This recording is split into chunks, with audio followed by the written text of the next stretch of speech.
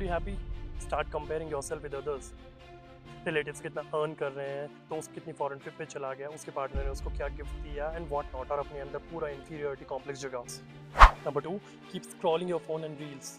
घंटों तक time waste करो, रील्स चलाओ, अटेंशन स्पैन और फोकस पूरा ख़त्म कर दो, make your mind completely dumb. Number 3, wait for validation. दूसरे क्या कहेंगे, लोग क्या कहेंगे, लोग क्या सोचेंगे, इसका इंतज़ार करो, अपने दिल की बिल्कुल मत सुनो। कुछ करने का मन हो तो बिल्कुल मत करो। Number 4, keep waiting.